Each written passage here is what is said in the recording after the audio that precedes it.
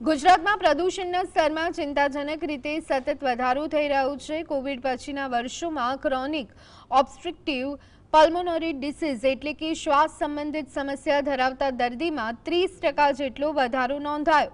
શિયાળાની શરૂઆતની સાથે શ્વસન સંબંધિત સમસ્યા ધરાવતા લોકો માટે પરિસ્થિતિ વધુ જોખમી બની રહી છે।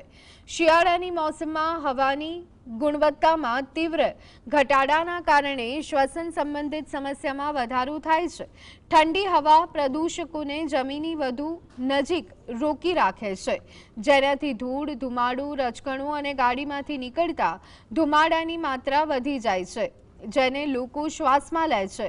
આ પ્રદૂષકો શ્વસન નળીમાં બળતરા પેદા કરે છે, ફેફસાની ક્ષમતા ઘટાડે છે તથા અસ્થમા અને બ્રોન્કાઇટિસ જેવી બીમારીઓમાં વધારો કરે છે।